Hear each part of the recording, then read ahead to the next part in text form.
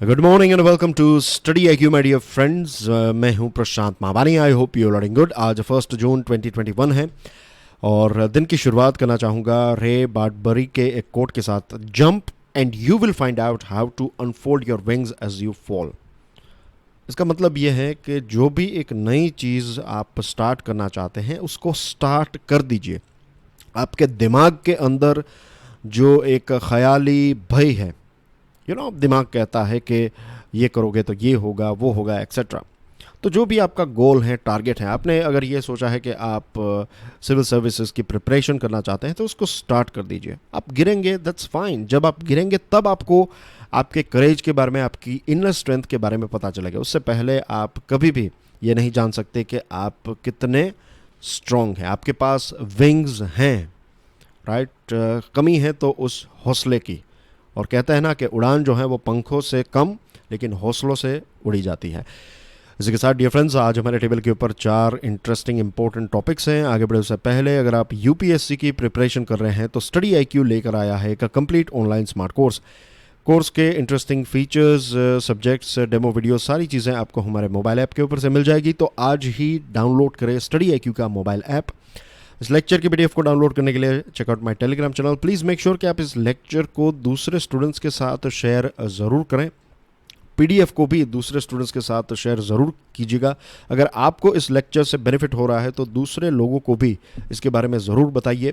You can follow me on Facebook as well. तो चलिए news items देखते हैं। आज की पहली खबर यह है कि सेंट्रल गवर्नमेंट ने राज्य सरकारों को ये कहा है, ये एडवाइस दी है, ये सलाह दी है कि आप एक टीम बनाइए और जो वैक्सीन प्रोड्यूस करने वाली कंपनीज़ हैं और प्राइवेट हॉस्पिटल्स हैं उनके साथ एक कोऑर्डिनेशन कीजिए ताकि राइट टाइम पर राइट लोगों को वैक्सीनेट किया जाए। हेल्थ मिनिस्टर हर्षवर्धन साहब ने राजस्थान सरकार को ये पूछा है कि भाई आपके राज्य में इतना ज़्यादा वेस्टेज कोविड वैक्सीनेशन का क्यों हो रहा है। उत्तर प्रदेश की बात करें तो उत्तर प्रदेश सरकार ने एक बहुत बड़ा कैंपेन लॉन्च किया है। जून महीने में 1 करोड़ लोगों को वैक्सीनेट करने का लक्ष्य रखा है।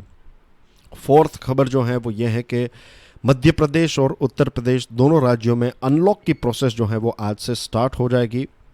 फिर गवर्नमेंट ने फैमिली पेंशन रूल्स को सिंप्लीफाई किया है ताकि कोविड के इस महामारी के समय में लोगों को राहत मिले।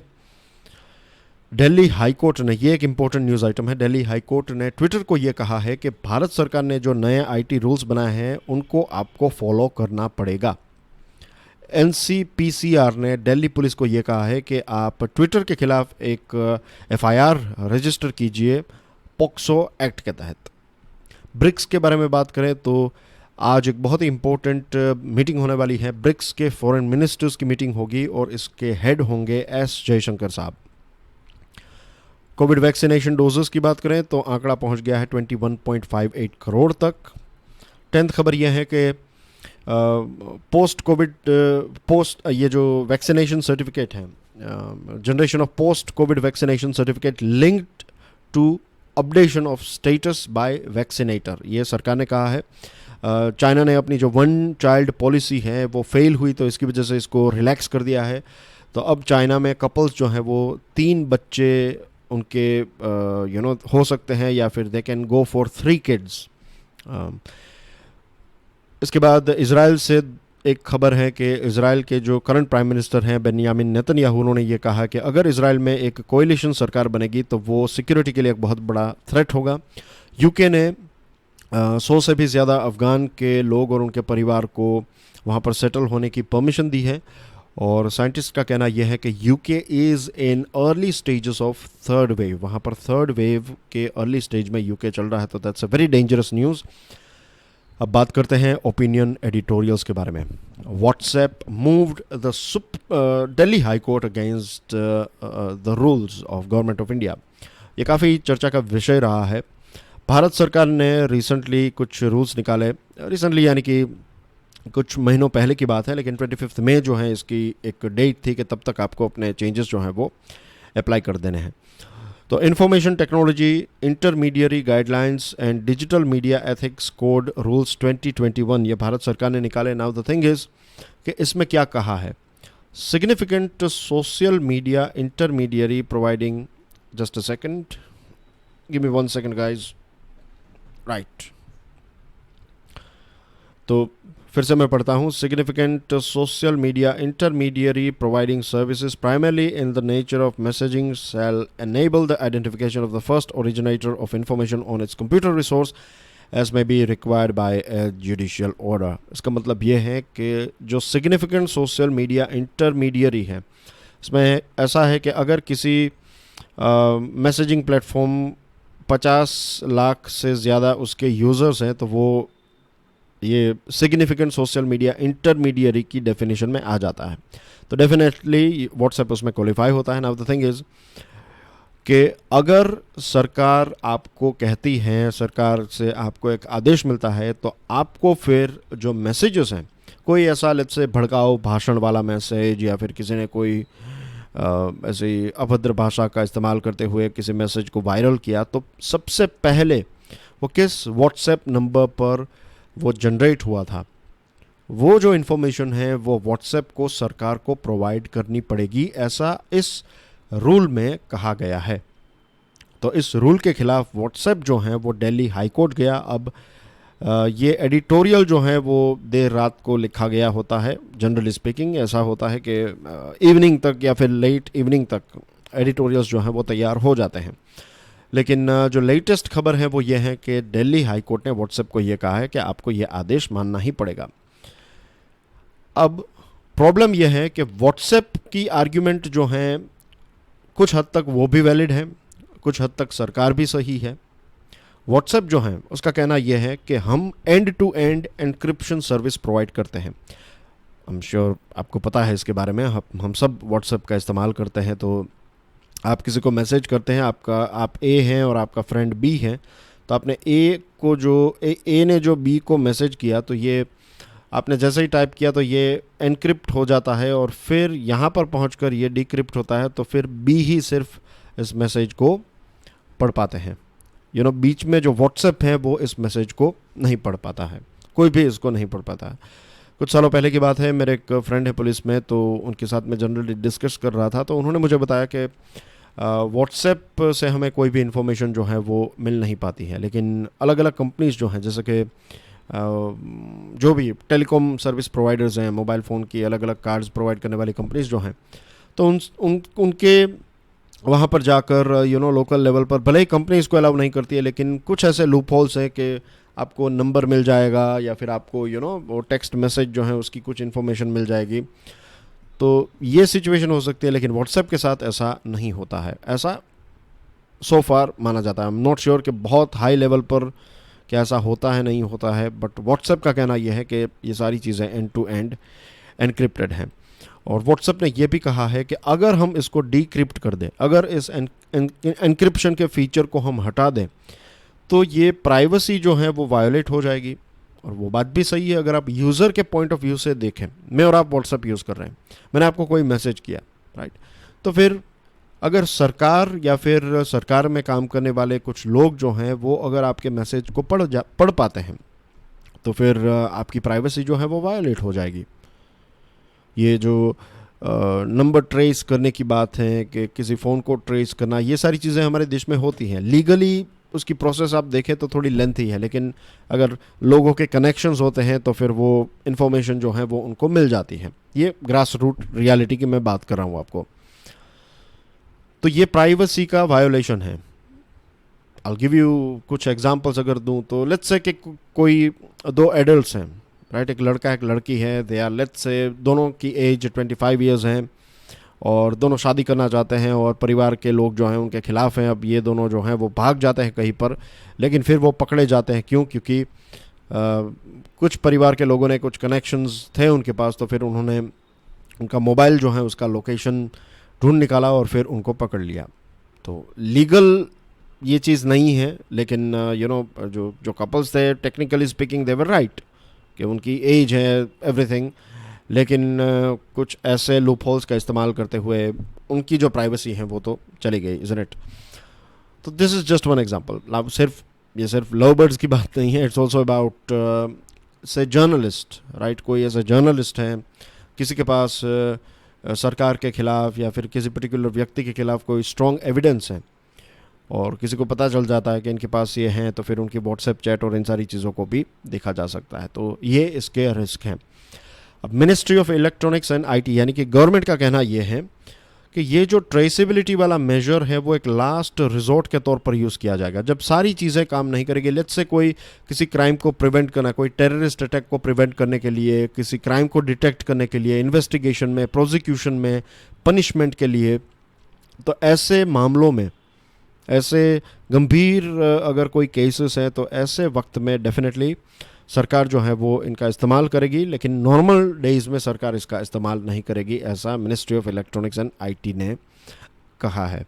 अब पुत्थस्वामी जजमेंट जो है, जो प्राइवेसी के ऊपर एक जजमेंट था, उसको अगर हम देखें, that Puttaswamy judgment clarified that any restriction to the right of privacy must be necessary, proportionate and include safeguards against abuse. अगर देखिए प्राइवेसी जो है that is a good thing, लेकिन उसके ऊपर भी थोड़े रिस्ट्रिक्शंस होने चाहिए। तो अगर किसी व्यक्ति ने किसी का मर्डर कर दिया लेट्स से, और अब उनका जो डेटा है, किसके साथ उसने चैटिंग की थी, क्या प्लान था, एक्सेट्रा व्हाटएवर, तो ये सारी इन्फॉर्मेशन जो है, किसी की जान चली गई है। तो ऐसे समय पर उस व्यक्ति की प्राइवेसी से इम्पोर्टेंट है कि इस क्राइम को डिटेक्ट करना और क्राइम को जो प्रोसिक्यूशन है उसके पास एविडेंस आए। तो एक राइट बैलेंस इसका होना चाहिए, इसमें सेफगार्ड्स होने चाहिए कि इसका एब्यूज़ ना हो, कि प्रॉपर चैनल से आपको अगर किसी का व्हाट्सएप एक्सेस करना है तो आपको परमिशन लेनी पड़ेगी, आपके पास ऑफिशियल परमिशन होनी चाहिए।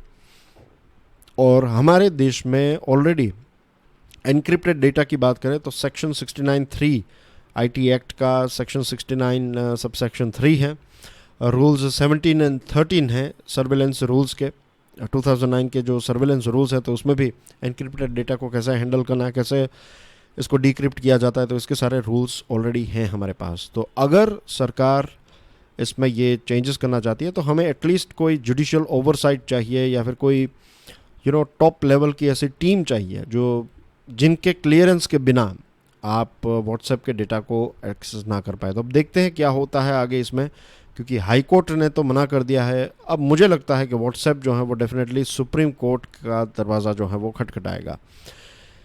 CoWIN casinos and luck, Hindu का ये एक आर्टिकल है, एक हिंदू में, आज के द हिंदू में इसी टॉपिक के ऊपर, ये जो अभी हमने आईटी इंफॉर्मेशन टेक्नोलॉजी एक्ट वाला जो टॉपिक डिस्कस किया, तो एक बड़ा सा आर्टिकल भी है, मैंने वो आर्टिकल पढ़ा, लेकिन मुझे ये एडिटोरियल ज़्यादा पसंद आया। इस एडिटोरियल में सारे इंपॉर्टेंट पॉइंट्स जो हैं वो कवर हो चुके हैं। Yes, CoWIN casinos and luck, आपने क्या अपॉइंटमेंट बुक की है कोविड वैक्सीन की? तो अगर आपने की है तो आपको पता होगा, I will tell you my experience. जब से 1 मई से इसकी शुरुआत हुई, 1 मई 2021 से 18 प्लस के लोग भी रजिस्ट्रेशन के लिए जो एलिजिबल हो गए, तो पहले 3 दिन, 1st, 2nd एंड 3rd, ये 3 दिनों तक मैंने कोशिश की, लेकिन काम नहीं हुआ। जब भी बुकिंग के लिए जाते थे वेबसाइट के ऊपर, कोविन के ऊपर या फिर आरोग्य सेतु ऐप के ऊपर, तो कोई वैकेंसी मीन्स कोई जगह ही नहीं खाली थी। तो 3 मई 2021 को मेरे एक फ्रेंड हैं, उनका मुझे कॉल आता है 11:30 बजे, रात को 11:30 बजे उनका कॉल आया और उन्होंने कहा कि अगर आपको रजिस्ट्रेशन करना है तो अभी वैकेंसीज दिखा रहा है या फिर अभी जगहें खाली हैं तो आप बुक कर लीजिए। तो मैंने ट्राई किया और वैक्सीनेशन की अपॉइंटमेंट मुझे मिल गई, तो 4 मई को मैं वैक्सीनेशन ले सका। लेकिन रात को 11:30 बजे मुझे उसकी अपॉइंटमेंट बुक करनी पड़ी, और जो 1st, 2nd एंड 3rd ये 3 दिन जो हैं उसमें मैंने लगभग 50 बार या फिर उससे भी ज़्यादा जो है ये कोविन की वैक्सीन और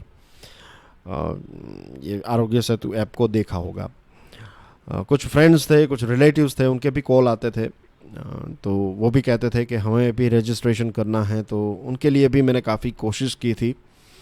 आफ्टर 4th एज वेल, बहुत दिनों तक हम ये करते रहे, लेकिन सक्सेस जो है वो, टू बी ऑनेस्ट, मुझे एक भी रजिस्ट्रेशन, मेरे अलावा मैं किसी का रजिस्ट्रेशन नहीं कर पाया। तो हमारे देश में ये जो कोविन वेबसाइट है या फिर ये जो आरोग्य सेतु ऐप है, उसके ऊपर से एक अपॉइंटमेंट को बुक करना जो है वो कसिनो या फिर कोई लॉटरी लग जाने के बराबर है कि बहुत सारे लोगों ने प्रयास किए लेकिन बहुत सारे लोग जो हैं वो फेल हुए। आपके पास कितना भी फास्ट कंप्यूटर क्यों ना हो, you know, it's like fastest finger first, जो केबीसी में आता था कि सबसे पहले कौन लॉक कर देता है। और कई बार ये होता है कि 60-70 किसी सेंटर में 60-70 जगहें खाली हैं, लेकिन आप अपने डिटेल्स या फिर उसको उसके ऊपर क्लिक करेंगे तब तक बता देगा कि भाई ये जो पर्टिकुलर सेंटर है ये फुल्ली बुक्ड हो चुका है।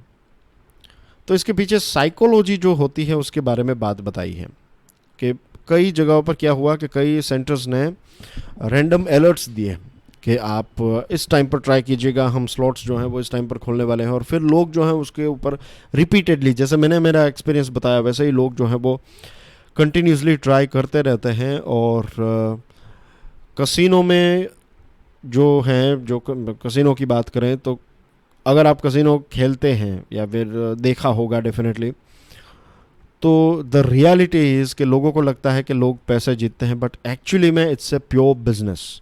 कसिनो ही जीतता है, कसिनो ही पैसे बनाता है। आपके पैसे जो हैं वो हमेशा चले ही जाते हैं। That's how it works, right. ये जो जुआ है उसका जो जुआ का बिजनेस करता है तो उसका प्रॉफिट ही यही है कि लोग जो हैं वो ट्राई करने के लिए आते हैं, उनको लगता है कि वो जीत जाएंगे, बट रियलिटी ये है कि वो कभी जीतते नहीं। कुछ लोग जीतते भी हैं, हमें लगता है कि इतने इस व्यक्ति ने इतने पैसे कमा लिए, लेकिन वो वापस फिर से वही जगह पर जाकर वो सारे पैसे जो हैं वो उसके चले जाते हैं। That's a reality. तो कसिनो की तो जीत होती है, लेकिन ये जो वैक्सीनेशन बुक करने की बात है तो उसमें गवर्नमेंट की और लोगों की हार होती है। और गवर्नमेंट को ये समझना चाहिए, बहुत सारे लोग जो हैं वो धीरे धीरे गवर्नमेंट को नफरत करने लगते हैं फिर कि भाई वैक्सीन ही नहीं है या फिर वैक्सीन रजिस्ट्रेशन ही नहीं हो रहा है, हमें वैक्सीन ही नहीं मिलती है। एक तरफ से ऑक्सीजन नहीं मिल रहा है, एक तरफ से दवाई नहीं है, दूसरी तरफ ये नहीं है वो नहीं है, और ऊपर से वैक्सीनेशन भी प्रोवाइड नहीं कर रही है सरकार।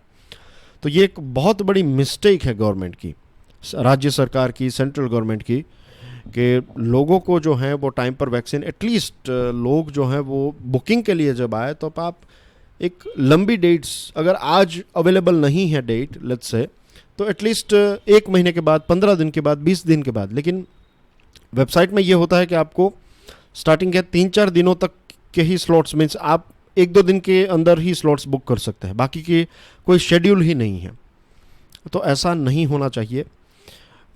इसका कोई सॉल्यूशन डेफिनेटली, अगर आप स्टैटिस्टिकल एक्सपर्ट्स जो हैं उनको ऑन बोर्ड लाएं तो फिर इसको हम सॉल्व कर सकते हैं। तो यहाँ पर इस आर्टिकल में बात बताई गई थी कि कैसे कुछ साइंटिस्ट ने कुछ एक्सपेरिमेंट्स किए थे डॉग्स के साथ, कि जो डॉग्स होते हैं तो उनको जब भी खाना बनता है तो डॉग जो है उसके मुंह में पानी आ जाता है कि उसको खाने को मिलेगा।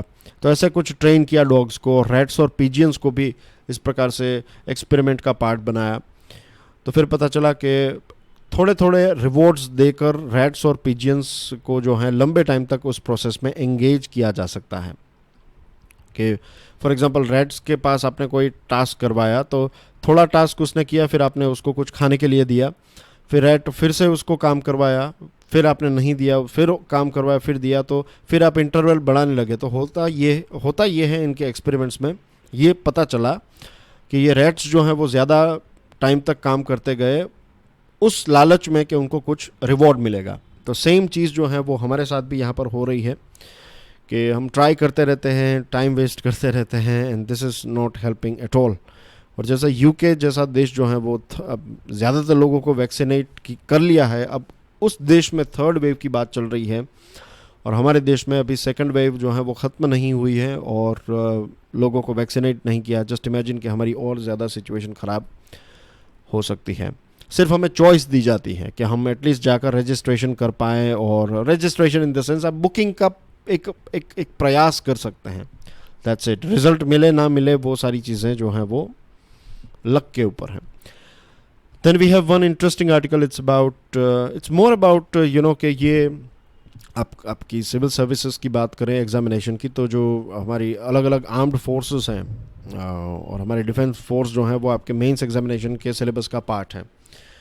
तो अब यहाँ पर देखिए कि हम देखते हैं कि कितने सारे हॉस्पिटल्स, कोविड के कितने सारे हॉस्पिटल्स, आर्मी के हॉस्पिटल्स, नेवी के, एयरफोर्स के हॉस्पिटल्स। फिर मैं न्यूज़ एक पढ़ रहा था कि हमारी जो एयरफोर्स है, एयरफोर्स ने एक हेलीकॉप्टर में आईसीयू फिट किया है। तो हमारी जो आर्म्ड फोर्सेस हैं, हमारी जो डिफेंस सर्विसेज हैं, तो वो हर बार जब भी देश के ऊपर कोई आफत आती है तो हमारे जो यूनिफॉर्म पर्सोनल हैं वो हमेशा पहुंच जाते हैं। ऑफ कोर्स व्हेन आई से आर्म्ड फोर्सेस, हमारी जो दूसरी सेवाएं जैसे कि पुलिस वाले भी हैं, फिर पैरामिलिट्री के लोग हैं, तो सभी की मैं बात यहाँ पर कर रहा हूँ। मैं सिर्फ यहाँ पर आर्मी, नेवी और एयरफोर्स की बात नहीं कर रहा हूँ। जितने भी यूनिफॉर्म वाले जो स्टाफ हैं हमारे, तो सभी सभी जो हैं वो लोगों की मदद करने के लिए पहुँच जाते हैं। तो सबसे पहले तो उन सभी को मेरी तरफ से, स्टडी IQ परिवार की तरफ से एक बहुत बड़ा सलाम। Thank you so much for helping us. और 2 साइक्लोन्स एक के बाद एक तरफ ताउते, वो जब अभी ख़त्म हुआ, तो दूसरी तरफ बे ऑफ बंगाल में हमें साइक्लोन यास देखने को मिला। और पेंडेमिक तो ऑलरेडी चल रहा है, तो हॉस्पिटल्स चलाना और लोगों को बचाना, उनको गर्म खाना खिलाना, ये सारी चीज़ें जो हैं वो हमारे आर्म्ड फोर्सेस के लोग जो वो हैं वो करते आए हैं। और हमने ये भी देखा कि बहुत सारी ये स्नोफॉल के टाइम पर बहुत ही एक कोल्ड एनवायरनमेंट में, फ्रीजिंग टेम्परेचर में, एक प्रेग्नेंट महिला को हमारे जो ट्रूप्स वाले हैं, जो हमारे सोल्जर्स हैं, उन्होंने एक टेम्पररी एक स्ट्रेचर बनाया और फिर उनको उठाकर हॉस्पिटल ले गए ताकि वो ये जो प्रेग्नेंट महिला है उनकी सेफ़ डिलीवरी हो सके। और वो हो गई, सेफ़ डिलीवरी हुई। बच्चे और माँ की दोनों की तबीयत जो है वो ठीक थी, उनकी हेल्थ काफ़ी अच्छी रही। And this was possible because हमारे जो ऐसे सोल्जर्स हैं वो इस प्रकार के डेयरिंग मिशंस करते रहते हैं। कुछ दिनों पहले मैंने आपको एक प्रश्न पूछा था, आपको याद होगा, कोंगो के बारे में, कि वहाँ पर एक वॉल्केनिक इरप्शन हुआ, इज़न्ट इट? याद होगा रेगुलर स्टूडेंट्स को, मैंने ये प्रश्न पूछा था। नाउ द थिंग इज़ कि यहाँ पर कोंगो में हमारे सोल्जर्स जो हैं वो पीस कीपिंग फोर्स का पार्ट हैं, जो UN पीस कीपिंग फोर्स है तो उसका पार्ट है। और हमारे जो सोल्जर्स हैं, इंडियन सोल्जर्स ने, पीस कीपिंग सोल्जर्स ने कोंगो के 1000 से भी ज़्यादा लोगों को इस बर्निंग लावा से बचाया। और कोंगो के लोग इतने खुश हुए भारत के सोल्जर्स से, पीस कीपिंग फोर्स से, कि उन्होंने भांगड़ा डांस किया और ट्रिब्यूट पे किया। और इस बात को यूनाइटेड नेशंस का जो हेडक्वार्टर है न्यूयॉर्क में, लास्ट वीक इसको अप्रिशिएट भी किया गया कि इंटरनेशनल पीस कीपिंग डे के ऊपर ये जो कोंगो में हमारे सोल्जर्स ने मदद की है तो उसकी काफ़ी प्रशंसा हुई। तो दिस इज़ आई थिंक कि आर्म्ड फोर्सेस जो हैं वो सिर्फ देश की रक्षा नहीं करती है, देश की रक्षा तो करती ही है, लेकिन इसी के साथ साथ लोगों की मदद भी करने में हमारी आर्मी जो है वो काफ़ी, हमारी army, navy, air force, uniform services जो है वो काफ़ी प्रोफेशनल है। तो ये कुछ ऐसे पॉइंट्स हैं जो आप अगर आपको ऐसे राइटिंग टाइप ऑफ क्वेश्चन या फिर इंटरव्यू में अगर आपको प्रश्न पूछा जा सकता है तो आप कह सकते हैं कि हमारी फोर्सेस जो है वो हार्ड तो है ही। जब हार्ड पावर की बात आए तो दे आर वेरी हार्ड, लेकिन जब सॉफ्ट साइड्स की बात आए, जब लोगों की मदद करने की बात आए, तो हमारी जो फोर्सेस है वो काफ़ी सेंसिटिव और संवेदनशील भी हैं। तो ये है इसकी एक ख़ास क्वालिटी। जनरली ऐसे टॉपिक्स जो हैं वो डिस्कस नहीं होते हैं, लेकिन ऐसे कुछ पॉइंट्स जो हैं, 2-3 पॉइंट्स, इम्पोर्टेंट पॉइंट्स जो हैं वो आंसर राइटिंग में आपकी काफ़ी मदद कर सकते हैं। अब बात करते हैं रेस्क्यू द स्टील फ्रेम के बारे में। टाइम्स ऑफ इंडिया का ये एक आर्टिकल है। आपको पता होगा कि वेस्ट बंगाल में जो चीज़ हुई, हमने इसके बारे में डिस्कशन भी की थी। तो अलापान बंदोपाध्याय, ये जो बंगाल के चीफ सेक्रेटरी हैं, उनको लेकर बीजेपी और टीएमसी के बीच में एक फ़ाइट चल रही है। अब सेंट्रल गवर्नमेंट ने इनको सेंट्रल डेप्यूटेशन पर बुला लिया है, यानी कि वो स्टेट वेस्ट बंगाल में काम करते थे, अब उनको बता दिया कि भाई आप सेंट्रल गवर्नमेंट के लिए काम करेंगे, आप वापस आ जाइए। अब जनरली जो सेंट्रल डेप्यूटेशन है उसमें ये होता है कि सेंट्रल गवर्नमेंट रिक्वेस्ट करती है या फिर सेंट्रल गवर्नमेंट का आदेश आता है और स्टेट के साथ कंसल्टेशन की जाती है कि हम इस पर्टिकुलर ऑफिसर को इस पोस्ट पर रखना चाहते हैं, यहाँ पर हम इनको डिप्लॉय करना चाहते हैं।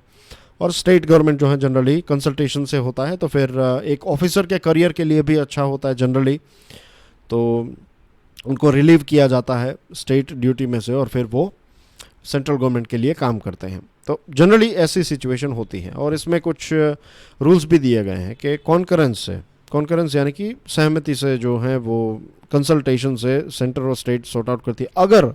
अगर किसी पर्टिकुलर केस को लेकर डिसएग्रीमेंट है तो ऑफ कोर्स सेंट्रल गवर्नमेंट का जो डिसीजन है वो फाइनल डिसीजन रहता है।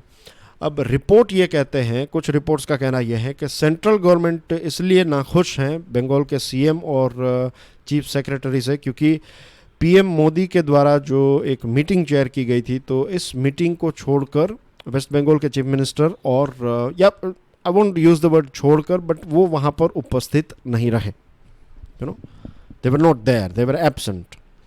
तो इस चीज़ को लेकर जो है वो सेंट्रल गवर्नमेंट नाराज़ है और ममता बनर्जी का क्लेम ये है, उन्होंने ये कहा है कि प्राइम मिनिस्टर ने दोनों को, सेक्रेटरी साहब को और चीफ मिनिस्टर को परमिशन दी थी, प्रायर परमिशन ली थी कि भाई हम यहाँ पर जाना चाहते हैं, एक जगह पर इश्यू चल रहा है तो we have to go there. तो प्राइम मिनिस्टर की परमिशन हमने ली थी, ऐसा ममता बनर्जी का कहना है। तो ये सारी चीज़ें तो चलो हैं कि सेंट्रल का कुछ कहना है, स्टेट का कुछ अलग कहना है, बट द थिंग इज़ ये पूरा इंसिडेंट जो है उसकी इम्पैक्ट आईएएस ऑफिसर्स और आईपीएस ऑफिसर्स के ऊपर, जो हमारे